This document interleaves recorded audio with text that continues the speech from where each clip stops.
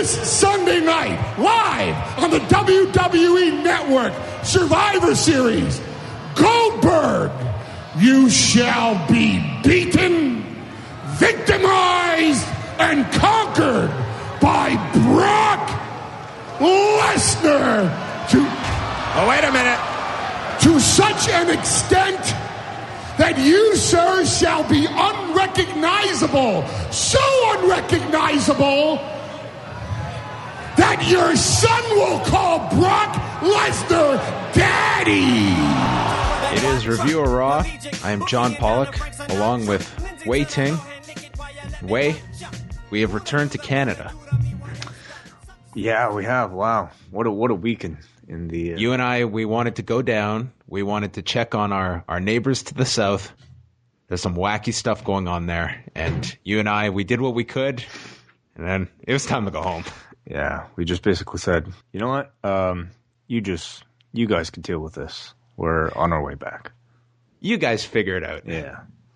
And let's work on this traffic situation here in the city. It was getting a little crazy, Wai. There was one point where, I mean, you can't even walk on these sidewalks. Well, that's the least of their concerns, I think, at this point. Well, congestion, I guess, is not the highest of priorities, but as someone traveling to New York City, there's a lot of people in this city, Wai. Yeah, especially where we were staying. We're staying, right across from MSG and Penn Station, which is really, aside from Times Square, probably the busiest part of one of the busiest cities in the world. Yeah, it was overwhelming at times. But did you have a good time in New York City, Wai? I know, well, both of us have been there many a time, but did you have a good trip, a good working trip? It was a good work trip, but I'll say, it's almost a bit of a tease being in a city like New York and having to work and edit in a hotel room for most of the time when you're there, because you're just so close to so many great things. But man, we work pretty long days. So even by nighttime, we get really tired. So there really wasn't as much time to enjoy the city as I would have liked. But, nonetheless, a great experience, of course, being able to work in Madison Square Garden. How was it for you to be there election night in the city? Because you and I ventured out to, we had a number of stops we were going to make. We looked up some places that was going to have election coverage, and we made it to one bar, Wai, where it looked like you were just not going to make it. I was very concerned for you. It was weird. I think maybe I was still jet lagged from my trip, but I was really excited to watch some. Every bar, a lot of bars. I wouldn't say every bar, but a lot of bars were packed with people just wanting to watch the election, and we actually got turned away at one because it was full. This was a Campione. Yeah, they're actually giving away shirts, end of the world shirts or something. Anyway, little did they know. By the time we got to the bar that we wanted to get to, or that we found, the moment I sat down, I just I couldn't even stay up. And I think what I realized was, despite how excited I was to watch this, elections are kind of actually really boring to watch unfold, in my opinion. That I disagree. Well, that was until some of the more, I guess important parts of this particular election came about. But I completely missed it. I actually went back to the hotel. I fell asleep, and this was even before Florida was announced. So I really didn't know the result going to bed. Yeah, because I guess you went back to the hotel, and then I headed out. I guess on the way back, I went off to Times Square to check out the election coverage there. And it was just tons of people there, but not really all that lively as they're watching all the returns come in. And you're just watching it on a screen. There's no commentary. There's nothing to really hear. It's just you're watching these numbers update. You're essentially watching a ticker on the bottom. That's it. Screen. That's it. That's this is not interesting at all. I mean, were there discussions at least amongst the crowd? I wasn't eavesdropping on people. It wasn't stunned silence. It was just, for that volume of people, you would think it would be more lively. And I'm sure had it been going the other way, it probably would have been more of a party. And this was more reflective of I won't say funeral because they hadn't called it yet. This was more as though, calling the immediate family to come say your final words because bad news is coming. That was kind of the vibe I got in Times Square. Right. It was Time's Up Square for these, I would say, largely Democratic supporters. Well, in New York, yeah, absolutely, yes. Yes. I would have loved to have seen the same scene, in a red state, and maybe it was a really great party in some of these other cities. Well, then I came back to the hotel, and my highlight that night was, like, I was just continuing to watch this and just flipping back and forth through all the different networks, and then you wake up just after midnight, and you're like still, you're just waking up, and you're just, who won? And the answer I gave you, Wai, there was no way you were expecting me to tell you where things were heading because you were shocked. Yeah, well, because by the time I went to sleep, I thought Hillary was in the lead, and again, this was like maybe like an hour or two into the coverage, but by that point, like it was looking like Hillary was going to win. She did not, and man, then you were up, and wow, the next day it was so somber. We were at the open workouts, and people were definitely affected by this, and you really got that sense in the city all week long, Wai, that it was just this weird vibe. And then we checked out one of the protests on the Wednesday night by Trump Tower. Yeah, we did. Yes, and the protests have just continued. Yeah, they got even stronger over the weekend. So it was interesting, definitely. And we're not gonna get political at all, really, on this show at all. That will be Tuesday. The Review America show is coming 3 p.m. Eastern on Tuesday as Brian Mann and Nate Milton. Let me just say they have a lot to say about the outcome of last week's election. So that will be going up Tuesday at 3 Eastern.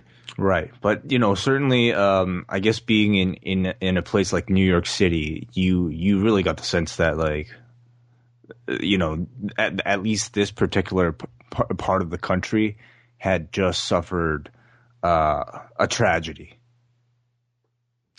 Yeah. And you had both candidates in the city for their election night parties. And, man, they kept showing the Hillary Clinton, the scene of her entire election night stuff. And man, the shots of these people, like they all showed up expecting this massive party. And boy, did it just turn the other way.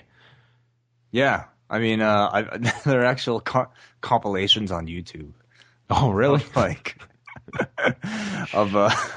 What is it? Hillary supporter reaction compilations on YouTube. It would have been great if they had been doing like close-ups throughout the whole night, and you would have had like before and afters of different people.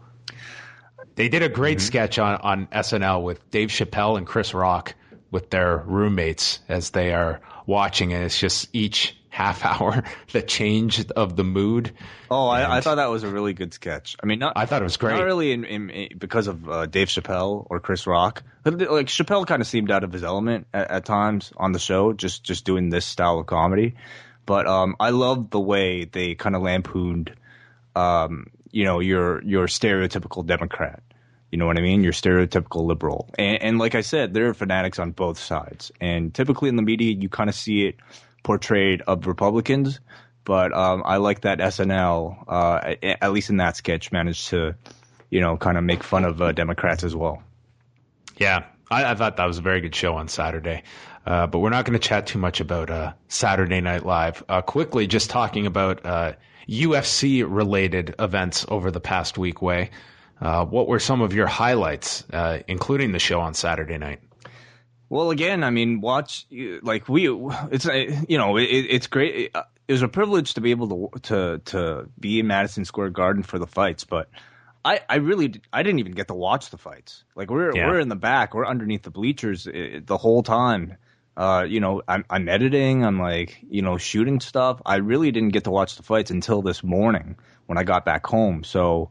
They're all good fights, I thought. I don't know. What you're the analyst, so what were your thoughts? Oh no, I would definitely state that, you know, when we are covering these events, it's so hard to actually watch these fights because it's one media scrum after the other where you're trying to focus on what the next fight is.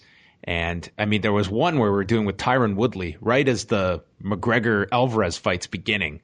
So you're hearing like Alvarez is getting knocked down. So the crowd's going insane. People are turning around as we're doing this scrum. And it ended just with Tyron Woodley saying, all right, well, everyone just wants to watch this fight, so let's just wrap this up. Yeah, I mean, I just was involved in a 5-round war where I retained my welterweight championship, but I guess no one really cares about me. You guys can go ahead and watch this.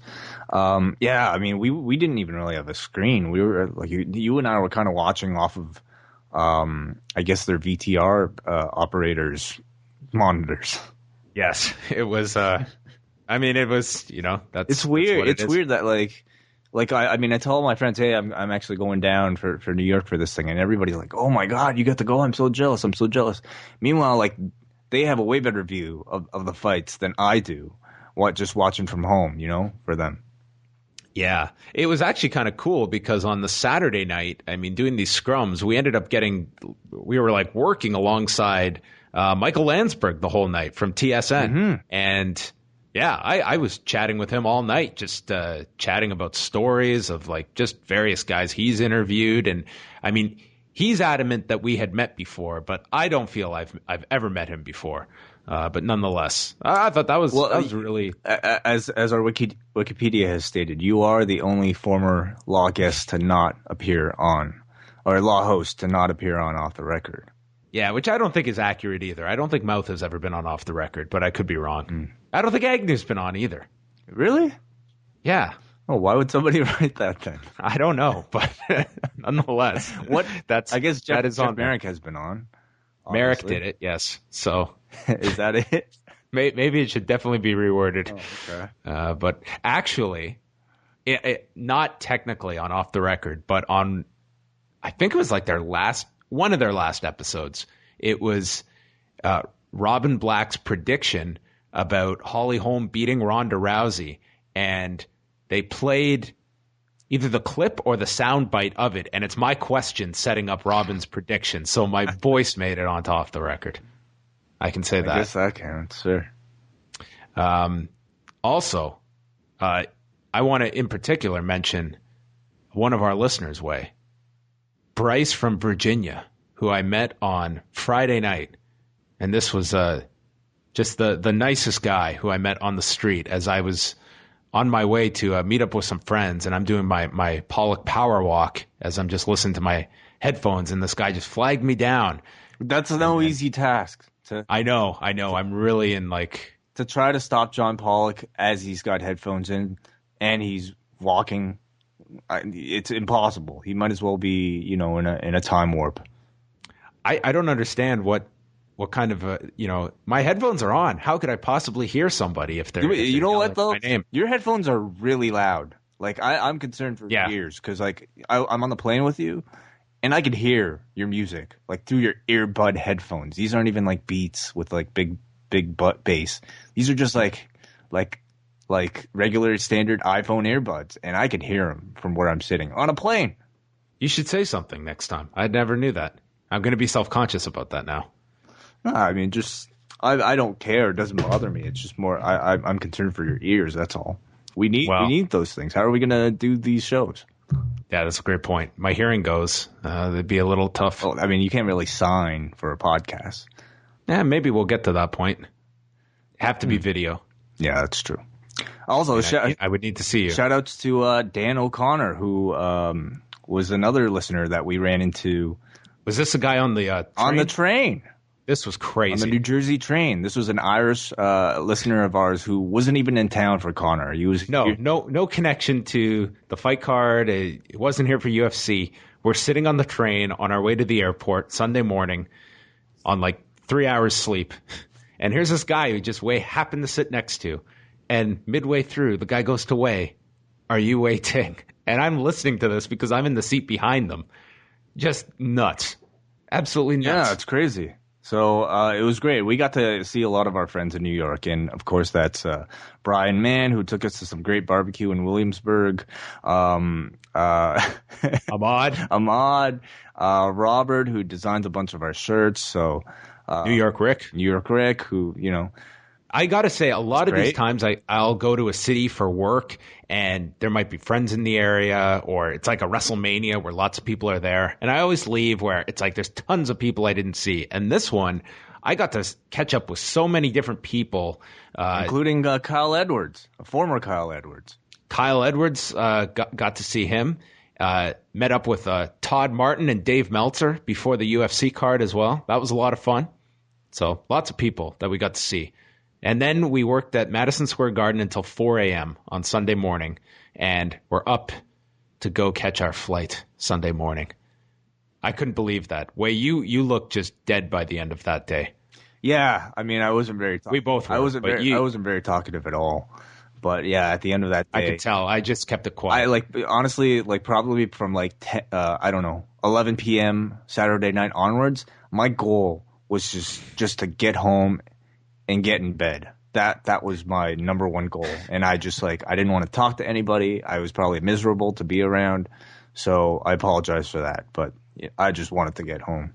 It's been a month. I've been away for pretty much a straight month. So, dude, I don't know how you've done this over the past month and where you've gone to. It's not just travel. It's travel to Japan and Shanghai. Well, dude, forget about me. What about these wrestlers, man? I could never. I mean, first of all, wrestling obviously is tough enough, but it's the travel. These guys just finished a 11-day tour of Europe, and then they're coming back to do this. Mm-hmm. It's unbelievable. I would never have lasted if I was in this industry. Never. I couldn't do the travel. Mm-hmm. It would break me. That's why you get a bus. We are back. Get a bus, man. That would be the key. Are you ready for Survivor Series weekend, Wai, to hit the city? Now everyone comes to our city. Yeah, I'm excited. Very excited. What are you checking out this weekend? Well, you and I will be going to, obviously, on Thursday, Survivor Strikes. The main of Friday. Oh, Friday. Sorry. Friday night, 10 p.m. at Comedy Bar. Survivor Strikes. Survivor Strikes. That really is the main event of the weekend. Let's be honest here. Survivor Strikes, which I just discovered was Friday. So, and then Saturday we'll be having lunch with Jim Ross. Yes. Early dinner. Early dinner. You have brunch. What could Lunner? Sure. We're having Lunner with Jim Ross and listeners. That should be a lot of fun. Those are always a good time. And then we're going to take over on Saturday night. Sunday, there's the Talk is Jericho show in the morning, followed by Ringside with Jim Ross, which I'm going to be hosting if you are going to be attending at Second City in Toronto. And then it's Survivor Series Sunday. Jesus Christ. Sunday night is Survivor Series. And then Monday is Raw, which I am going to next week, Wai, while you are not going, correct? Yeah, I didn't know. So you're going to come back to do the show? Oh, yeah. I was going to mention to you, I'm going to go and I want to do the show after, but I'm hoping that you can be the note taker and I can be more of the reactor next week. Yeah, sure. Okay. Might have to shift things. I did ask if you wanted to go. You did not seem to have an interest in going to Raw, and I came across tickets. No, I don't remember, but that's fine. All right. I don't want to go. Yeah, so tons of stuff going on next weekend, not even mentioning the fact that on the Saturday there is a Bellator card with 2 UFC events. Wow. I don't think I'm going to see all of this stuff on the weekend. It's just way too much. And even I said I would mention this for the people running this on the Friday. If you're in Toronto at 5 p.m., I couldn't imagine saying this next line if this were 5 years ago. But Shinsuke Nakamura will be signing autographs at HMV at 333 Yonge Street. What do you think was going to happen first? Shinsuke Nakamura getting signed by the WWE, or all HMVs in the world ceasing to exist? What would you have bet on a year ago? A year ago, I probably would have leaned Nakamura signing likely. But 3 years ago, I probably would have gone HMVs disappearing before Nakamura signs with WWE. So there you have it. Lots of stuff going on in the city happening this weekend in Toronto. But we are going to get into Raw from Monday night in Buffalo. We should have stopped along the way home. We could have caught a Buffalo Raw. No, I'm okay. Could have had another passport issue coming across the border. Could have been a lot of fun. Right.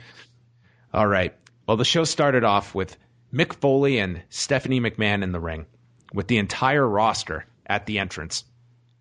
And they're plugging Survivor Series. And with the whole roster out, Stephanie had this painful interaction with Enzo, repeatedly saying, "How you doing?" and Mick Foley doing the Running Man dance. And they ran through every key person's feud for Survivor Series. Foley set up a tag match with Owens and Reigns teaming up as the reluctant partners, which would be the theme of the night, taking on Cesaro and Sheamus. And he goes to start the match right now when Stephanie totally saves him to continue the segment because they still had other matches to announce. And yeah, Stephanie totally saved this from Foley just ending the segment prematurely. Yeah, I guess he jumped the gun. And then those matches they put Rollins, Jericho, and Braun Strowman together to take on the New Day, and Charlotte and Sasha would be teaming up as well tonight. So, my one takeaway was this is a small roster, even for the larger show. Why do you say that? Well, they had everybody out there. I don't think any of the cruiserweights were out there, though. Right. No. Yeah, I mean, so if you look at SmackDown, it might even be smaller. Oh, I'm sure it is. It would be even tinier than that. Maybe we should avoid segments like this. To show how small the roster is? Yeah. Is that such a bad thing, though? Just doesn't look as impressive when you think of, you bring out the whole roster. You want to see like an army there. Why? Yeah, it doesn't matter. Who cares? Anyway, this segment started the show, and then we went into Kevin Owens and Roman Reigns against Cesaro and Sheamus. So they had the heat on Roman.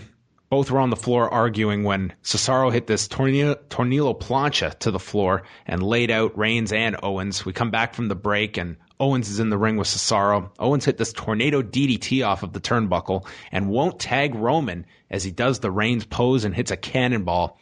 Then Owens dumps Sheamus to the floor, and then he tags in Reigns, and Sheamus pulls Roman off the apron. He's attacking him when Reigns comes back with a drive-by, and Corey Graves states, "It's amazing what you'll do when your livelihood is at stake for this Survivor Series." So, livelihood, Wai. Like one of them is going to die?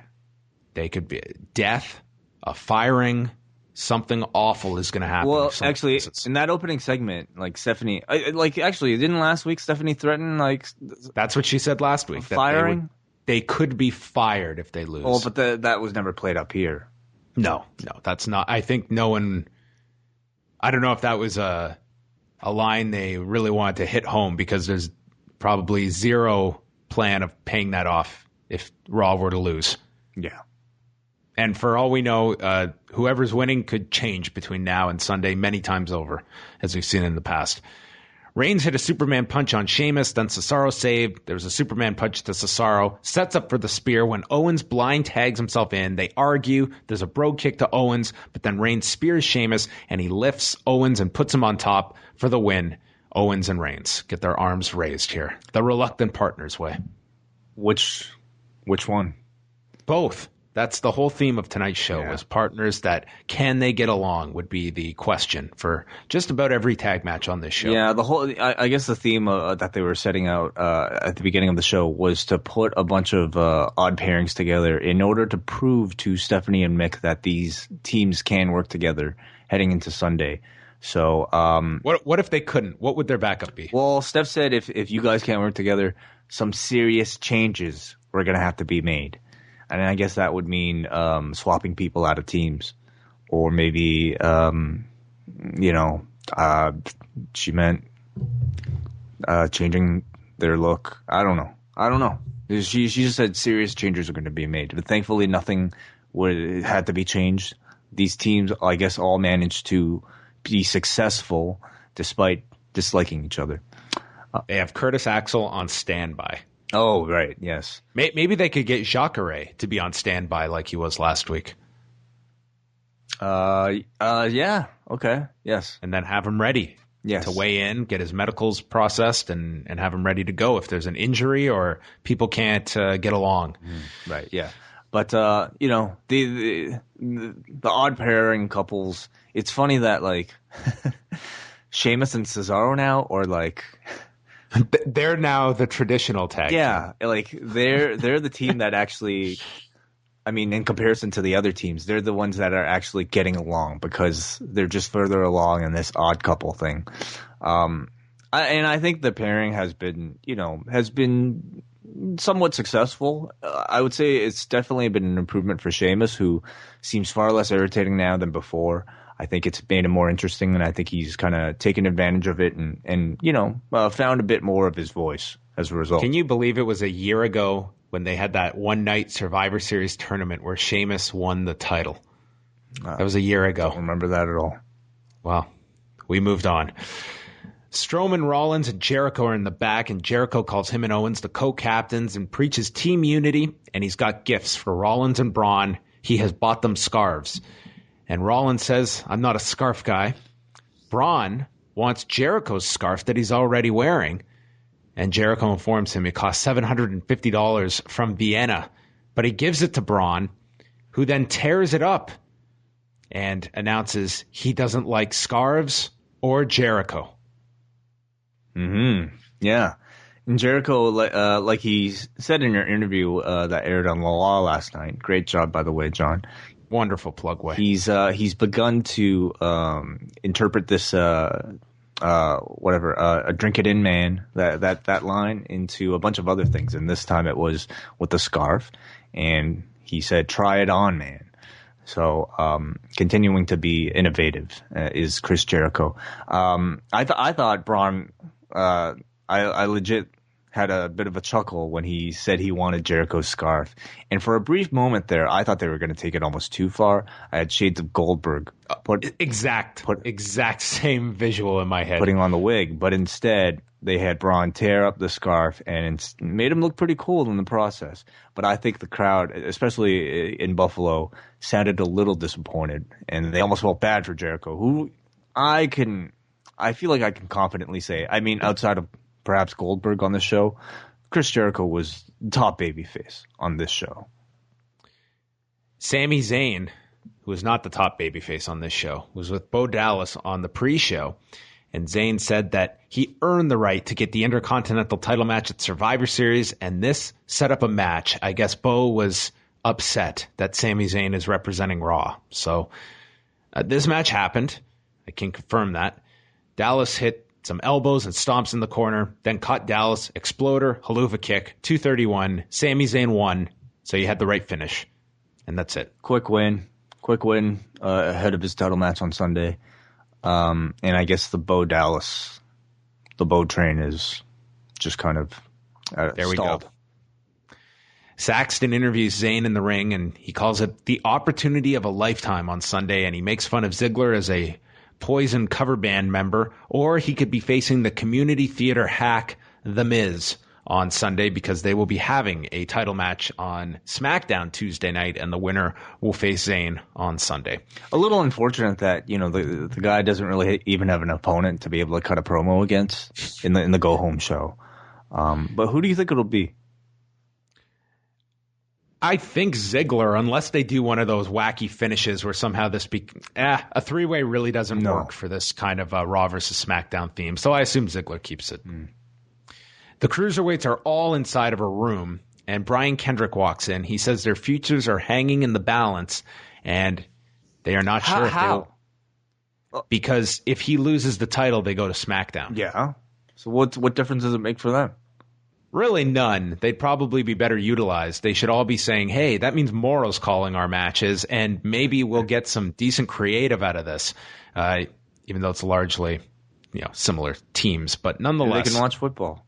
Yeah, this would have been a much better segment if we had constructed it. They could say, hey, we're not going out in front of these tired crowds. I mean, it makes a lot of sense that they moved to SmackDown with the new 205 show. It does, but the whole point of this, the Cruiserweights coming to the main roster, was so that they could fill a 3-hour show. Yeah. Well, they're dying on Raw. I think. Oh, yeah. And the Cruiserweights had maybe the worst segment on the show tonight. It's still to come. I didn't think this was great either. No, this was certainly not. This was pretty bad. Like just the mere fact of kind of putting them all in the room back there. And I know that this was probably not the intent, but it just came across. They just all kind of came across like dorks. Even the setting, like usually you get like the locker room backdrop or at Stephanie's office. This was like they were in like this glorified broom closet. That's where they would keep the cruiserweights. Yeah, the little guys. And then putting Brian Kendrick on a chair to, prop up his height. It was just, Perkins says that Kendrick still owes him a rematch. Swan notes that he has 2 wins over Kendrick. And then Sin Cara steps up. Probably everyone was taking a step back, worried here. And Sin Cara says that Kalisto would at least be a respectable champion and argues with Kendrick, and they get separated. I like that. I like the fact that they, at least paid some attention to their history. And, it certainly makes sense that Sin Cara would cheer for his former friend to win. If you were going to do this in the broom closet, just for the hell of it, if Sin Cara is going to be pulled back, they should have just done this on a bus. What do you mean? Why? With Sin Cara. Right. Yes. Then the New Day came out, and they have a survival kit, which I wish I had for this segment because I barely made it through. They plug their merchandise, socks, unicorns, bootios. It works for them, though. These guys, if you judge the crowd, these guys can actually get away with it because their characters are supposed to be kind of over-the-top corny anyway. I think we're going full circle with the New Day. I feel there is a breaking point where this audience is going to turn on them at this. If this is the tone we continue. I agree with you with a certain section of the audience, but I would say for the mainstream audience, I think they still, kids still love these guys. Like they do have, the very chantable phrases where the crowd can sing along, and it works very well for them. But some of their material, like last week, this week, it's grating at times. I'm just saying that, it's a popular act, but I think that there's also. I do think it's a matter of time. I think all acts, especially ones that are, I guess, kind of as loud as the New Day, will ultimately have a time where the crowd will start to turn on them. I don't know if that's anytime soon, though, judging by the way the audience still reacts to them. They plugged the State of the WWE Universe segment for the network tonight after Raw. I was going to watch some of it, but I really didn't get around to it. All I saw was Stephanie. It was hosted by Renee Young, and they had Stephanie and Mick Foley there. And they had to kill all this time with Renee and Paul Heyman because of the final segment involving everyone. But then they bring in Bryan and Shane to sit opposite them. And as Shane walks in, he's carrying a water bottle, and he just chucks it at Foley's stomach. It's just such a dick move. He threw a water bottle at he not like whipped it at him, but enough force that it was like Mick sold this thing, like hitting him in the gut. Just go back and watch this. If you don't have time for the whole State of the Universe deal, at least watch Shane's entrance and just lunging this water bottle at poor Mick Foley. Real jerk. New Day. Oh, by the way, no mention of the new president-elect. Yeah, and that clearly was something intentional, not to mention. I was curious if they would actually mention Conor McGregor, given Hunter was there on Saturday, and Paul Heyman brought it up with Renee on the State of the Universe address. That's interesting. Do you feel like if Donald Trump wasn't such a controversial figure, that they, and if there's a more universally beloved president-elect, I don't know if that's even possible these days, but if there was, would they have made mention of it? This is about as mainstream as one of your four personalities can ever get. I think 1,000,000%. A guy that has a connection to your company is the president. This guy's in their Hall of Fame, for Christ's sake. I'm sure they were just biting their tongue not to make a big deal out of this. And I think some of that is we don't want to it's been clear throughout this entire election cycle. We do not want to touch this. Mm-hmm. Donald Trump, I don't think is someone they wanted to publicly. Well, I shouldn't say that because the McMahons have supported him as much as any donors out there, and Linda McMahon could end up in this guy's cabinet, that is insane to me. It is nuts. Insane. Absolutely nuts. But so is Donald Trump being the president of the United States. So I feel it's definitely strategic that they are not involving politics in their show. And I can't really blame them, because I don't think you want to introduce that on your show for just... Oh, you'll alienate half the audience. You will. Sure. You will. And I think it's just, it'll or cause maybe you'll grow your audience. Who knows? With the people that watch. Yeah, but I was very curious about that today. In fact, I was even asking to see, if any politics was going to be banned. And I from my understanding earlier in the day was that they were going to be avoiding talking about it. And yeah, there was not even a hint, nothing on this show. So the New Day took on Seth Rollins, Chris Jericho, and Braun Strowman. I thought this was a pretty well put together 6-man tag. Rollins started off with Xavier Woods. Jericho came in making quick tags, and then Big E hit this mid-ring splash. Braun comes in, drops Kofi as they go to break, and then he's beating him down when they return. Strowman then ran into the post shoulder first. Jericho tags in, and Woods hits this floating DDT off the middle rope. E then clotheslines Braun to the floor. Kofi then dives off the back of Big E, gets caught by Braun on the floor, and then slammed down, takes out Woods as well. There's a discus elbow by Woods, flying knee by Rollins, and then as he's going for the pedigree, Jericho blind tags in. Walls gets countered into a small package, and then Braun returns, hitting a spinning power slam, and he pins Xavier Woods. I think Braun, certainly the big project, I would say, of the main event Survivor Series match, and I think they've been doing a great job of getting him on that main stage, going toe to toe, and really, kind of dominating the main eventers and shining more than the main eventers. So I think, especially in the match, look for a big spot involving him, and I think coming out of Survivor Series, he stands to be the person with the most to gain. I thought this was a very effective show for Braun Strowman. I think the hesitancy was, okay, when we get him away from these enhancement matches and he has to take that next step, is this guy going to fall apart? And he's being elevated above that, and he's being protected smartly in 6-mans like this and doing the power spots. And I thought overall this was a pretty good show for Braun Strowman, who is clearly going into this match as the giant monster. He's getting great reactions from the crowd, and give credit to the booking. I think you give credit to the guy who's performing as well. I think he's been doing a good job. I think that he finished the match with a running power slam, nice and simple finish, better than that reverse choke slam, whatever he's doing. Just give him big, powerful spots, make him look like a monster. And I think that's nice and simple, and it works. Jericho was yelling about being the captain after the match, and it ended with Rollins hitting him with the pedigree. Then Stephanie and Foley are backstage, amazed that the Raw team are working together tonight. Paul Heyman walks in, and he says how he loves to see this McMahon competitive spirit in Stephanie. And then she comes back and makes fun of him being fat and stating, "How is that spear? I guess you had some padding to take it." And says the word going around is that the Smackdown live team is looking pretty good before Paul takes off. And then Foley calls on security for tonight's Lesnar and Goldberg face-to-face segment. Charlotte and Sasha are in the locker room. Charlotte calls Sasha immature. Sasha responds, "Oh, you have just confirmed that you're crazier than Miley Cyrus." And Charlotte says, "Well, you're jealous ever since losing at Hell in a Cell," and mentions that she still gets a title rematch against Charlotte, and that all of the blame will be on Charlotte if they lose as a team because she is the captain.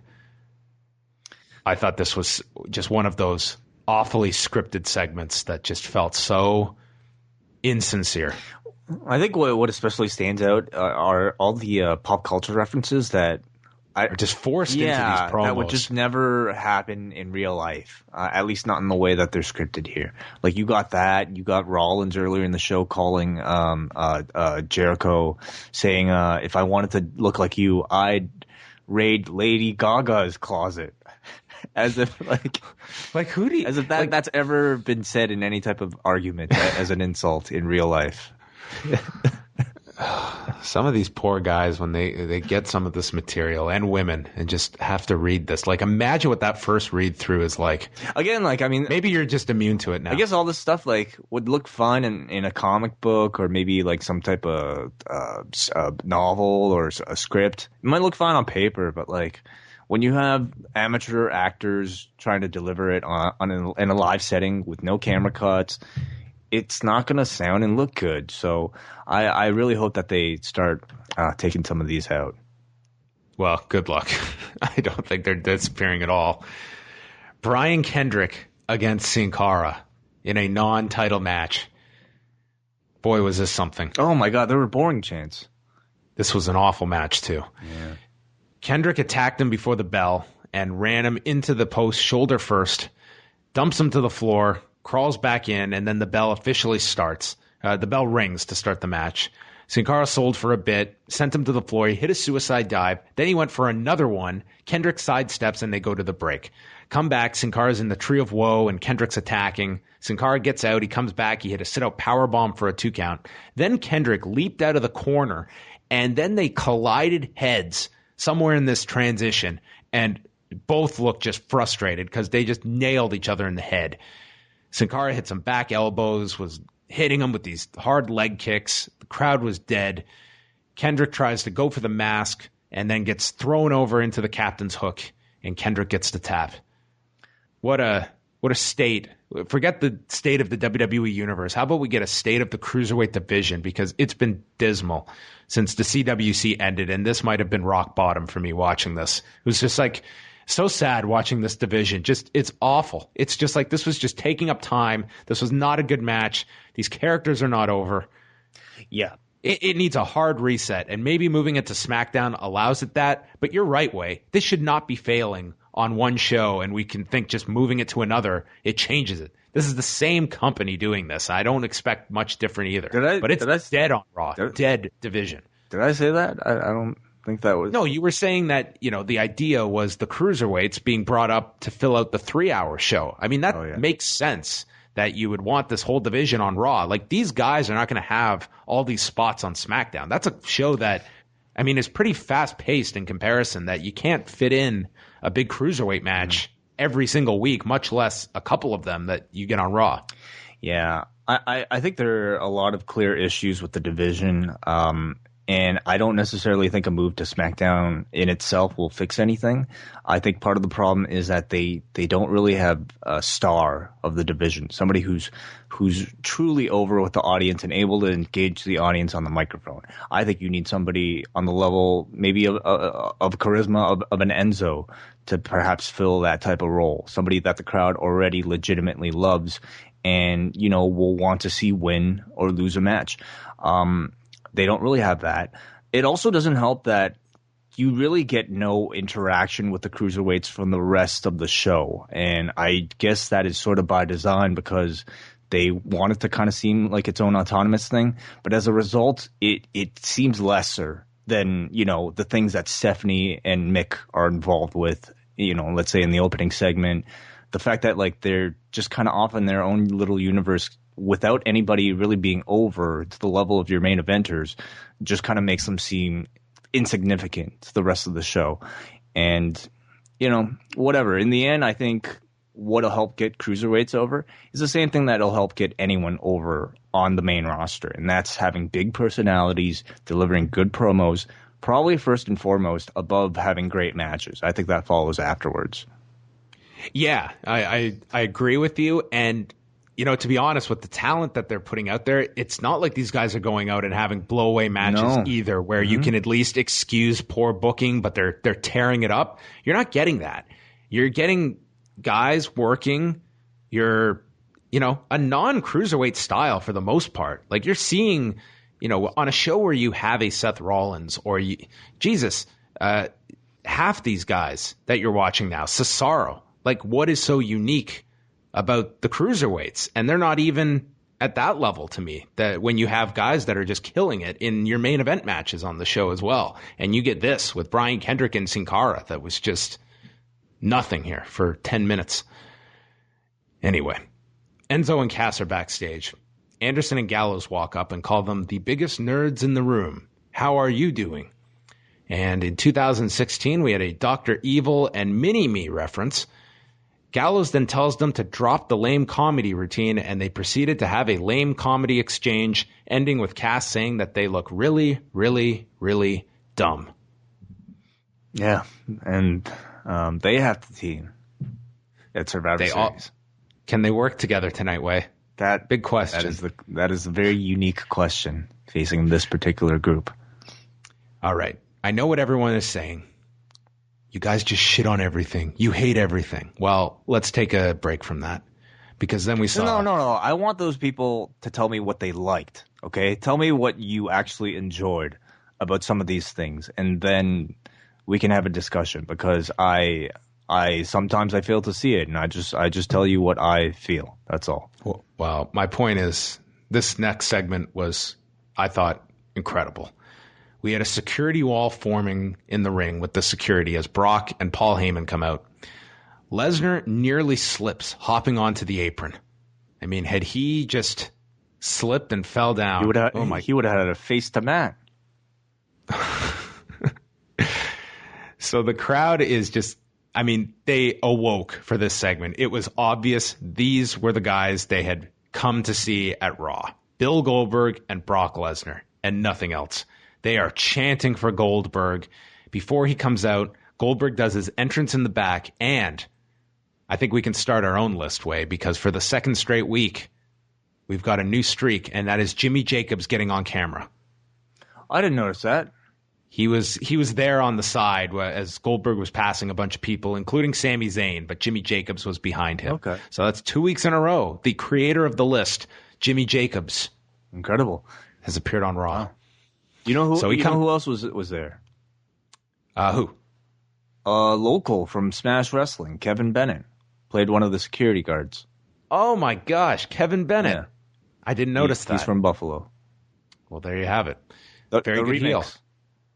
Yeah, you were a big fan of his. I think a lot of people. Actually, Braden was also very much into Kevin Bennett. The last show we went to. Well, he would have enjoyed this too. Heyman goes to speak, and Goldberg keeps cutting him off and tells the rent-a-cops to get out so the only two real men in the ring can get it on. And the crowd is chanting loudly for Goldberg, and Heyman calls the security the brave men in uniform who are here to protect Goldberg, and if he doesn't believe him, ask The Undertaker or Cena. And Goldberg just cuts him off, stating that Lesnar has a long list of people that he's conquered, but he's not one of them. And it burns your ass a little. And Goldberg then warns Heyman, as Heyman brings up his wife and child, that if he mentions his family one more time, Goldberg is going to rip Heyman's head off and feed it to Brock Lesnar, which was a visual that was just something. Like, there's your future stipulation match. Heyman says that the image Goldberg has crafted is fantasy, but Lesnar's real. And then yet Lesnar grabs the mic and yells at the fans to shut the hell up when they're chanting Goldberg, so it got even louder. I mean, this was the crowd they wanted in Minneapolis. Oh, yeah. And surprise, surprise. They didn't get it in Minneapolis, but my God, this could not have been a better crowd in Buffalo. Heyman suggests that Goldberg just walk away. And Goldberg tears off his shirt, and Heyman says that he's going to be beaten, victimized, and conquered, and beaten so badly that his son will call Brock Daddy.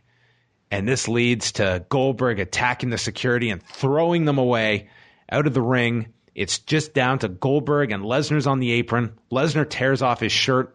The crowd was just electric for this. Lesnar then steps down. The crowd just great heat for this, as he won't engage in a fight with Bill until Sunday, and walked off to end the segment. I thought this was excellent. This was fantastic. It was a perfect setup leading into the match on Sunday. I thought Goldberg had great intensity in this entire segment. I think he delivers exactly the type of character this crowd wanted very desperately. I thought Heyman was really good too, and I think he and Goldberg actually have really good chemistry together. Goldberg, we saw him without a shirt. He looks great. Goldberg looks like $1 million. Yep, never a question about that. I do, though, have some concerns about how, well, first of all, the man sweats a lot. The guy was sweating already, like before the he's going to lose 20 pounds. He's going to lose 20 pounds on Sunday. He's cutting weight, I guess, for the him fight. And Brock. I mean, Brock sweats like a mule. If mules sweat. Anyway, my other concern, besides the moisture in the match, that sounded bad. Anyway, they're both going to be slippery. I worry that Goldberg will get too excited because, like, if this interaction and the knee attempt from a couple of weeks back are any indication, the guy is like almost like too excited to be there and doing this physical stuff. So I worry that he'll even be more reckless than what he was known for being when he was actually an active performer. But I guess if you're going to be reckless with anybody, Brock Lesnar would be probably the most okay body to be able to take it. Yeah, this match, I'm really fascinated to see how this comes across because, I mean, this could get sloppy with these two the longer this match goes. I mean, they are not finesse wrestlers, to say the least. You're also, like, you have to put this on last. I don't think there's any question about that. And what they're going to be following, like if they have to follow that Team Raw and Smackdown match that could be 45 minutes and you see everything under the sun and they're following it, I mean, you almost have to go 15 with these two. I think the crowd is going to be just haywire for these two. I agree. I really don't feel the crowd is going to turn on this match unless it just becomes, I mean, it's just, they're all over the place and clumsy and the match falls apart. I don't think, like, this has been built up this has been built up so well. Mm-hmm. This has been one of the best built matches the WWE has done in years. I think they've done such a fantastic job building this up, and they've done it off of 3 Bill Goldberg appearances. And that probably has a large part to do with its success. It's the fact that these two in this segment seem very special, being in the same ring together at the same time. And Lesnar teasing walking into the ring and taking that away, like, was just perfect. It did enough to make me just want to see that. I just want to see these two in the ring face to face with their shirts off, sweating. That's all I want in my life is just, anyway, I should stop. Yeah, I just, when pro wrestling is done well, you get a segment like this. It's like this big match. All it is about is Lesnar lost to this guy. He wants that win back. Goldberg is cutting the best promos of his career. It's just such a simple build. It's like this fantasy matchup between these two. Like, you couldn't have asked more out of Bill Goldberg in this return because to me, you would have never predicted he'd be doing these promos. I mean, the crowd has treated him like a megastar. I think it's going to be depressing if this guy's done after Sunday and he's not back at Raw next week. This is the biggest babyface in the company. I truly feel like he'll get something out of this, certainly leading towards WrestleMania, where I think they could certainly use him. So I think, Vince probably is having, more open to using Goldberg beyond Survivor Series. I think all the questions about how Toronto is going to react to Bill Goldberg, whether they'll boo him, I feel like you can use Buffalo as a pretty decent indicator of what Toronto might feel like. I mean, I'm not saying they're the same crowds, but I feel like probably a lot of Torontonians were probably in attendance tonight, and I don't see Goldberg getting booed. Certainly not like maybe some of us thought he was going to. Yeah, I would say I'd be shocked at this point if Goldberg does not do another match. Just with these reactions, I think there's no way they don't use him again, whether it's the Rumble, whether it's WrestleMania. I just think that I can't imagine after Sunday and some of these reactions and how well this has gone that they just finish this off. Bayley is on commentary for our next segment, and she notes that she's been watching old Survivor Series shows on the WWE Network and mentions the iconic moments of the show, Like with Bayley doing her Bayley voice with her smile, says, I was watching the Screwjob and the Undertaker debuting. Like she's a fan, yeah. Like she's a super fan. It's just like the Screwjob. I don't know if that's necessarily. Well, it just sounded that's what so they call weird. it. What do you mean? I know that's what they call it. I don't think of that as like a happy moment that Bayley is recalling, like this awesome historical moment in Survivor Series history. The Screwjob. I think history has kind of treated it that way, though. Not necessarily like a great. No, it was a great moment. No, in hindsight, it absolutely was. It shaped the industry. Well, Charlotte and Sasha had to team up to take on Alicia Fox and Nia Jax. Jax tags herself right in at the beginning and then beats down on Sasha, who rolls to the floor. They go through the break, and now they have the advantage on Alicia. Charlotte tags in, and we get a shoving match between Charlotte and Sasha, and then they trade forearms, and both go down from them. Jax comes in, and Banks blocks a Samoan drop. Charlotte lands a big boot on Jax. They continue to argue, and then Fox hits a double cross body, and as Sasha kicks out, rolls into the Banks statement and gets the tap. And then Bayley comes to the ring holding both Charlotte and Sasha's arms up, even though two members of the team just lost as well in Alicia and Nia Jax. Yeah. So Bayley clearly showing favoritism here for these two, just siding with the winners. It's unfortunate because it's really hard to get into this particular team not getting along when you're seeing it with like all the others. So nothing really stands out about this one unless you just really like seeing the girls wrestle. It's just I just think it's kind of really uninspired writing, you know. Mick Foley was with Team Raw in his office and says that they proved they don't have to be best friends to win together. Owens and Jericho are sharing Braun's scarf, and they want the credit as the co-captains. And Mick notes that if you guys can do this on Sunday, these are the big stakes, everyone, if you've been waiting for them, you will make me a very happy general manager. And says that tonight he's going to address Bryan and Shane McMahon and wants them to stick around. So that's what's on the line, Way. The emotion of happiness. It can only go to one side. Maybe he's never been happy. Maybe he hasn't been happy for a long, long time.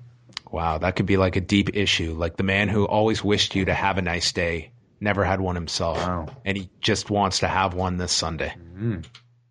That would be a better promo, maybe. Emelina promo aired. I continue to believe this is all that this needs to be. Just every week you just get shots of Emma. I think I'm fine with that. Sure. And she's never actually coming. She's just going to do photo shoots. Enzo and Cass are out, and they state that tonight their partners are their opponents, and their opponents are their partners. Anyway, Cass got cut off by Anderson and Gallows coming out during his soft routine. Enzo, Big Cass, Carl Anderson, and Luke Gallows against the Shining Stars and the Golden Truth. This went 9 minutes. And through a commercial break. So we have Enzo and Big Cass feuding with Anderson and Gallows. We have the Shining Stars, who were able to steal the Golden Truth's spots on the Survivor Series team by selling a fake vacation to R-Truth, who sold their spots on the Survivor Series team. But they seem to get along okay. I guess fraud is overlooked in the WWE, or at least Goldust and R-Truth are willing to let bygones be bygones with the Shining Stars. Yeah, just pick one. They went through the break early. They came back. Truth is in with Anderson. Truth is struggling to get to the corner, and he's trying to tag Goldust, but Primo steals the tag. Then Cass fires up on Primo. He hits a fallaway slam, big boot, Empire elbow. Goldust and Truth then pull Epico to the floor, splash in the corner by Cass. Then they send Primo to Anderson for a spine buster. They're all working together. Anderson and Gallows hit the Magic Killer, and then to top it off, Enzo gets to the top for the Bada Boom Shakalaka, but instead of letting him hit it, Gallows steals the pinfall, and Enzo is left standing on the top turnbuckle by that selfish asshole, Luke Gallows, as they win in 9 minutes and 3 seconds. This is really, this second last spot is really the worst spot on this show. Like it's 2.5 hours in. Everybody is tired. People want to go home. You're a mid-card act at best, and you're placed in a match with no ramifications. So I never envy anybody. It's a real challenge to get any type of reaction, I'd say, at this point in the show. Final segment of the show was Mick Foley and Stephanie McMahon in the ring, and was quickly interrupted by Shane McMahon's music. So we were going to get a face-to-face with all the authority figures, and then get the state of the WWE Universe address on the network. So Shane comes out, followed by Daniel Bryan. They plug the 900th episode of Smackdown on Tuesday, but Stephanie doesn't want to talk about Smackdown. She wants to talk about Survivor Series. Shane disputes that Raw is the dominant brand, says they drafted better, and quite frankly, Smackdown is a better show. And the fans start cheering, and Stephanie just looks at all of them and says, "You're at Raw. That makes no sense." Well, they had no choice. Well, really. It's not like they could have chosen between Raw or SmackDown. This was the only show in town. She says that Shane says that Stephanie runs the show with fear and they create opportunities, to which Stephanie says Shane is not exactly creating an opportunity by taking up one of the spots on Team SmackDown, and says people only like Shane because he panders and falls off of tall structures. Yeah, it's a legit line. Bryan then points out that describes Mick Foley to a T. And Bryan says how Shane is a real leader, unlike some people. And Foley then defends putting the entire Cruiserweight division on the line because he so believes in Brian Kendrick. The man who just a few weeks ago was announcing that he's done.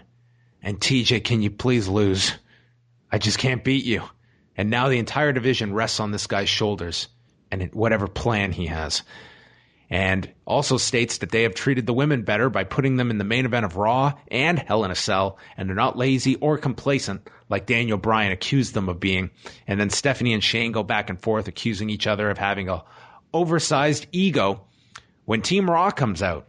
And this prompts a chant for AJ Styles as the Raw members surround Shane and Bryan in the ring, and Bryan announces they have not come alone, and out from the crowd come Team SmackDown, complete with their limited edition blue SmackDown t-shirts, including Bray Wyatt wearing one of these, which just did not fit. Yeah, I don't know how limited those are. I feel like they've been around since 2002.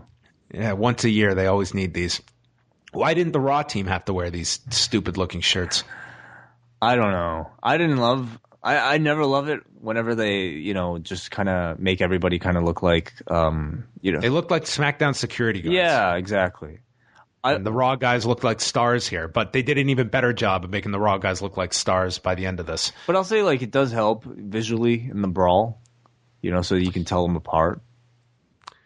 Well, James Ellsworth was also there as their mascot, and Owens tells Styles that his title means nothing here. Styles calls him a paper champion, and that Owens is stuck on Jericho's sugar tit. Yeah, which got a brief chant. And warns Owens about being stabbed in the back by Jericho and being a future name on his list, as Styles is able to go back to his own feud with Chris Jericho and how they broke apart. And Owens and Jericho hugged. Jericho calls Raw the big leagues, and then he builds it up and he adds AJ to the list, which got a huge reaction. And then he went on and he added AJ's soccer mom hair to the list. And then he points out James Ellsworth, calling him Chins McMahon, and adds him to the list. So he's making up for not using the list the last 2 weeks. Yeah, I think you only needed the one here. The one got the big pop with AJ Styles. The fact that he maybe went so far with the things suggests to me that they're really trying to speed up that babyface turn, I feel, perhaps. Yeah, well, that was clearly the reaction they wanted here. I mean, and that's, again, going back to that interview, I mean, he essentially laid that out of why he had to get away from adding people to the list because of not wanting that reaction.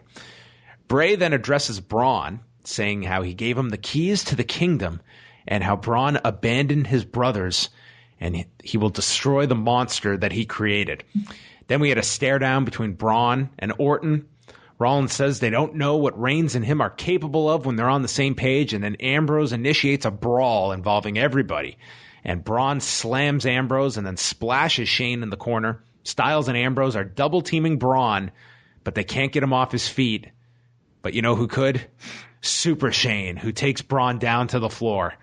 And then Ambrose and Rollins are fighting. Jericho hit a drop kick off the middle rope to Styles. RKO to Jericho. Superman punch to Orton. The Sister Abigail to Reigns gets blocked as Reigns hit another Superman punch. And then everyone's on the floor, and Reigns is teasing a dive when he gets cut off by AJ, who went for the Styles Clash, which was stopped by Rollins to hit a pedigree to Styles.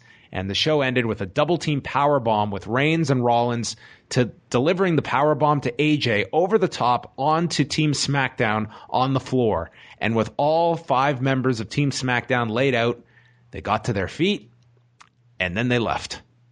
They realized, we have lost this battle, as Owens stares them down from the ring and tosses AJ Styles' title on the floor. And the SmackDown team retreated, Way. And that's how we ended the show, with Raw getting the glory spot.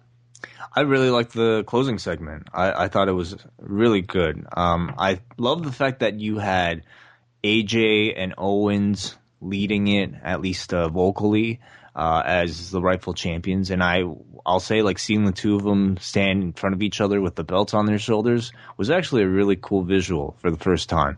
I thought the segment spelt out every storyline in the match itself and drew all the associations that you were going to see between the individuals, like the Shield. You had Bray and Braun with their history, and you had the two champions wanting to go after each other. So I thought it managed to do all that really well. I thought the physical stuff at the end was really good too.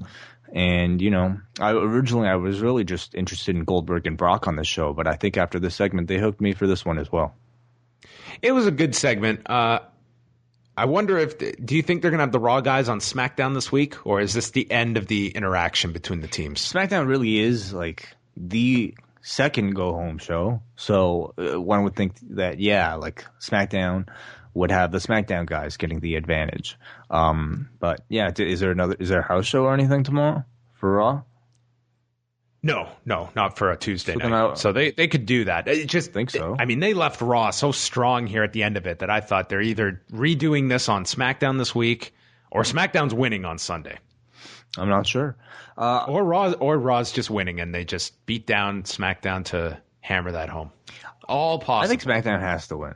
I really do. Because of their perception as sort of being the inferior roster, I think they have to be the ones that take it. I also found it interesting that there was really no mention of The Undertaker appearing on SmackDown. They mentioned it once when they were plugging everything. He's on SmackDown. Edge is on SmackDown this week, and they're doing Ziggler and Miz. So that's a pretty packed show for SmackDown already on Tuesday. And then maybe you get some more interactive stuff with the Survivor Series teams or not. We'll see. What will The Undertaker's role be, you think? I don't know. He might just be appearing. He's got to do something. I mean, they did mention it on TV, so it's not just as though he's appearing for a dark match segment or something. He's on the show.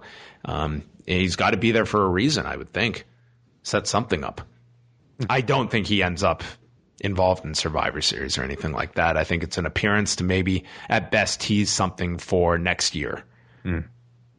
So that is coming up on SmackDown, and we will be back on Wednesday with review of SmackDown. And before we go to our feedback, we have one final contest. We have a pair of tickets left for the live Talk is Jericho show going on this Sunday at the John Bassett Theatre with Chris Jericho and Kevin Owens, who is the new guest, as well as a pair of tickets to the NXT After Party happening Saturday night across the street from the Air Canada Centre at the Real Sports Bar and Grill. You can win tickets to both if you enter our final contest. And then we're going to have a moratorium on contests. And while you were away, we did a contest where people had to come up with wrestling-themed alcoholic drinks. Oh, I love this one. Well, it turned out very well. So for this one, We're going to announce the winner on Review of Smackdown. So you only have one day to enter this, and you have to respond on the Law message board thread for this edition of Review of Raw. And you're limited to 3 submissions, okay? Some of them we didn't put any cap on the alcoholic drinks, but for this one you're limited to 3. And we're going to make it very simple and similar to that alcoholic contest. This time you can take a famous movie or not so famous movie and make it wrestling related. Oh, okay. Like they do on Twitter sometimes. Like yes, this is a very at midnight kind of contest. Yeah, okay. So what's an example? Let me think. Like Star Wars, maybe Stardust Wars. Well, there you had Noam Dar last week. Dar Wars. Oh, Dar Wars. Yes, that's his thing. That's a good one. So that's what we're looking for. What about what else? We could do better than that. Come on. Maybe.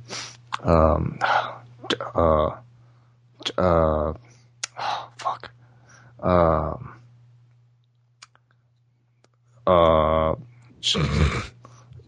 Jericho's list. That's really bad. Jeez. Like Schindler's. Yeah, I know where you were going. No, that's really bad. So I would lose this so far. Those are all options that have now been eliminated. As an example, Wai would probably not be winning the tickets with those examples, but you can. So go to the Law message board, and you have 3 options. You have 3 that you can submit. You don't have to submit 3 if yours is so good. But we will announce the winner on Wednesday's Review of Smackdown, and you can have tickets to the Live Talk is Jericho, which is Sunday morning, 10 a.m., and then the NXT After Party right after TakeOver. So if you have a great time at the after party, you will have to be up earlier on the Sunday. So take that into account when entering this. Oh, I love that. That should be like in the fine print. You must go to bed at a reasonable time. Well, you don't have to. I'm just stating that it's an early live podcast. And then, of course, you got to make time after the Jericho show to come check out the Jim Ross show that I am hosting. We will monitor that you get to bed at a reasonable hour. Yeah, we'll make sure security escorts you out of the after party in time so that you get your proper amount of sleep. Mm-hmm. All right, some feedback. And then we're going to end this off. Wai, do you want to start things off? Yeah, sure. All right, we go to... All right. The Gatch, who says, "Hey, John and Wai, did you guys notice that the WWE seems to be going out of their way to show fans in Roman shirts? During the New Day entrance, the first 3 audience members shown were all in Roman gear." Well, what's wrong with that? Maybe. Look, a guy we have on the roster is popular. Maybe the Gatch feels like he cannot fathom why anybody would purchase a Roman Reigns shirt. But I will tell you, I personally know someone who actually owns a Roman Reigns shirt, and that is, he bought it, not to be ironic, but bought it by choice, and that is our PA on Review of Raw, Sam.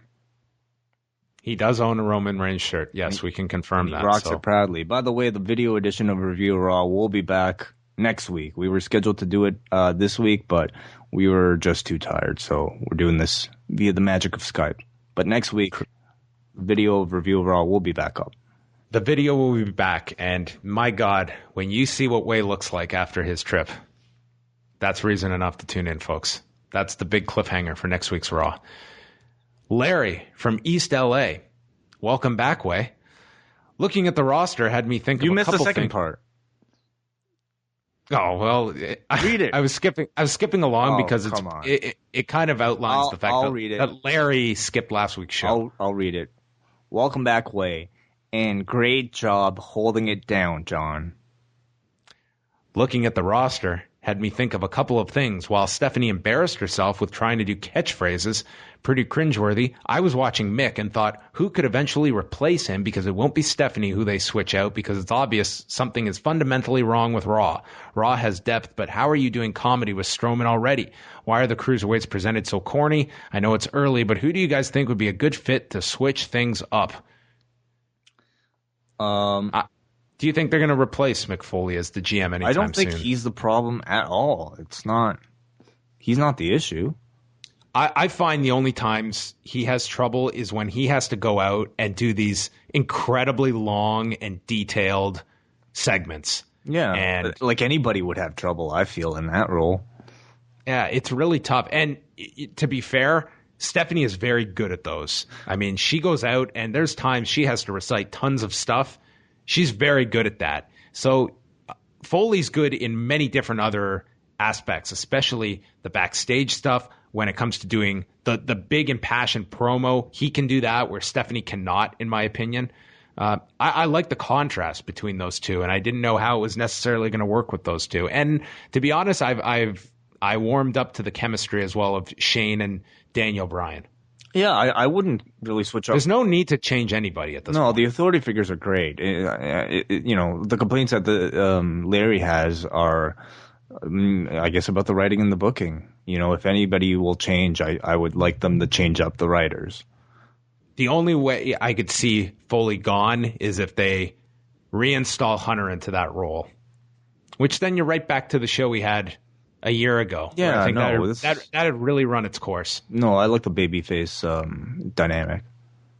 Oh, we got a Mark from Vaughn who says, I guess 3 months apart was all it took for me to enjoy the novelty of seeing Raw and SmackDown guys in the ring together because the last segment had a ton of heat.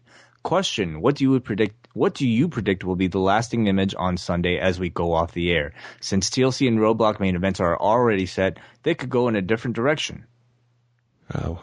What do you think, Wai? Is it just Brock standing tall over Goldberg? Or is there a chance Goldberg wins this on Sunday if they have further plans? Oh, man. Well, on the one hand, I know they like to, have baby faces end the show. And that would suggest to me if Goldberg and Lesnar are at the end, that Goldberg would be the one standing tall.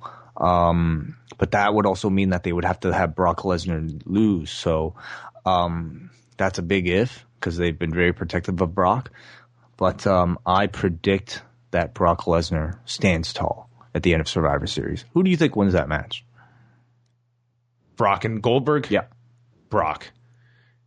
Though I would say that I think this is certainly something where you could do a rematch out of this. And I don't expect it, but this momentum that Goldberg has had, I can at least, especially this company who flip-flops on finishes all the time, but not with Brock. And that's why I just don't feel there's any chance they deviate from what this was designed to be. And that was Bill coming in and Brock getting his win back. What about the match ends, and then Lillian Shane comes out. No. I was going to say, what's her name? Is it JoJo now? Who's the announcer? JoJo on Raw. Okay, so JoJo says, and the winner. Oh, excuse me. And then she comes back. Oh, we have a correction. We have a correction, and she announces a draw. How about that for a rematch? A majority draw. We go to the judges. Yes. Maybe. They should take over the grand championship rules on Impact so that we have judges at ringside and then we go to the judges' scorecards. And Goldberg gets robbed. So plenty of possibilities. Chris in Melbourne. I may be the minority, but this week's edition of Raw felt very copy and paste from last week's edition in Glasgow, Scotland. Seeing the Cruiserweight match move from a tag match to a singles match, the New Day losing in tag matches, the rest of the Survivor Series match participants continued to infight. Didn't watch the post show on the network. I've got to say that I'm more excited to take over Toronto than I am Survivor Series. Here's hoping there's no screw jobs after Bayley mentioned it on commentary. I think, with the nature of the Survivor Series matches basically kind of taken over both shows for the past couple of weeks, it's really put a holding pattern onto, the actual storylines that people have been going through on the show. Like you have TJ Perkins on the show talking about how, hey, don't you remember you owe me 2 title matches anyway?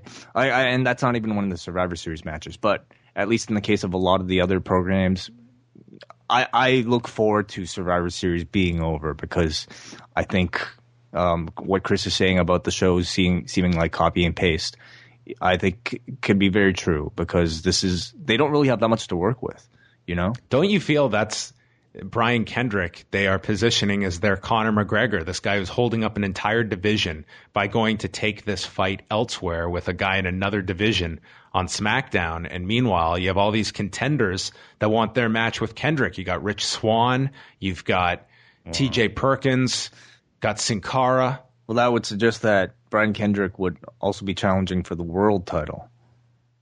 Yeah, he isn't going up in a weight class to take on Kalisto. My turn. Okay, we got a KJ from Boston who says, who has a question. With word that Taker just recently had surgery, do you think him doing anything physical at Survivor Series or even WrestleMania is out of the question? I think WrestleMania possible. I don't see him doing anything at Survivor Series. I mean, we'll see on SmackDown. I mean, you'll get a good sense of how he's moving around, and I would be very surprised if he did anything physical this week. But, I mean, who knows? This guy has made a career out of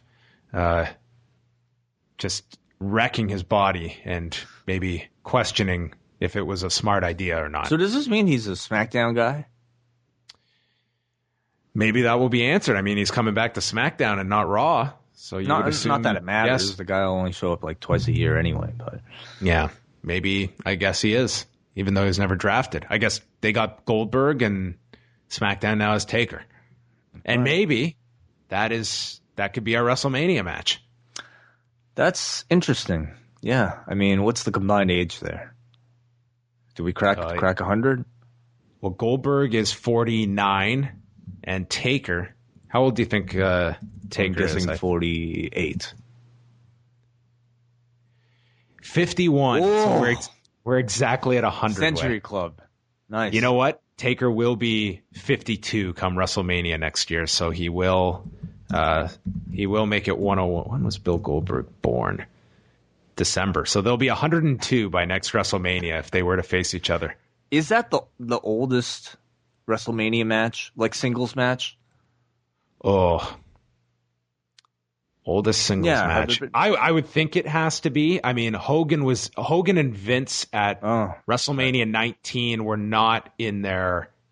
I mean, Hogan in 03 would have been 48, maybe. I think this would top it. Wow. But maybe not. Hogan and Vince would be the closest one off the top of my head of a singles match. Interesting. So, yeah, Hogan was 50 in 2003. So, and Vince would have been older. So that one probably is the highest. Right. I guess Brett and Vince too, maybe. Brett and Vince would be up there as well. All right, but this would be a high one. Jesse from the 6. That sounds like a DVD to me. The oldest WrestleMania matches of all time. the granddaddies of them all. Jesse from the 6. Stephanie was spitting straight truth at the end there. Shane is being a glory hog and a hypocrite by inserting himself into the match. This is Survivor Series 2001 all over again. Also, I liked Stephanie's boots. Do you think that we will see a Cruiserweight IC title swap on Sunday? Having the Cruisers on SmackDown makes sense, but what good would having both the IC and US titles on the same show do? Okay, Cruiserweight and IC titles, and by that also including the Cruiserweight division. Do you expect a swap after Sunday? I don't know. I think the Cruisers swap. I think they're in need of a refreshing. I don't know how they'll really work it out with the time, but I personally would love to see them just get something different, while they could still salvage it. The IC title, I guess I question even a little bit more, and I think that'll be a bit more clear coming out of SmackDown, because I think if The Miz wins, then I think you see Sami Zayn win the title. If Ziggler wins, I think he should be protected as a babyface a little bit more. So I feel like I don't think it hurts the IC title to be on SmackDown, and at least temporarily, and maybe they could do a swap again at some point. Couldn't you just have the Cruiserweights go to SmackDown, the IC title goes to Raw, and you unify the IC and US titles? SmackDown doesn't need a secondary title if you've got the main title, the Cruiserweight title, the tag title, and the women's title. Why do you need that bridge title? That, let's be honest, it means very little. I tend to agree. I mean, I would have agreed more before the brand split, but I think with the brand split, tiered title, you can argue for the tiered title system, but they haven't really done anything. That's not really true. I'd say The Miz and Ziggler have done. The Miz is the one you come to, but I really feel The Miz.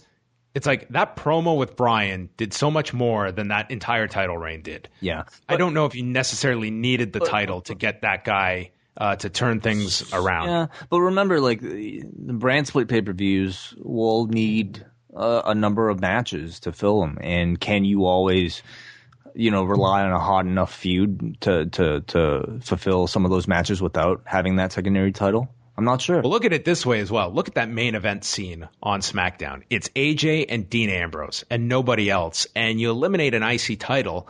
You just have more guys in the mix that should be in that title picture. That is kind of true. But then, and they're by default your main eventers. Well, okay, but then what about for guys on the level of an Apollo Crews, who you could argue are perfectly positioned for that IC title level, but not the main event? Put them in a tag. I mean, I don't feel the IC title makes anybody, or the US title makes anybody at this point. It's a thing to carry around. I wouldn't miss it personally. You're up. Okay, we go to Travis from Toronto. Hi, John and Wai. Mediocre show. And the whole build to Survivor Series has been forced and repetitive.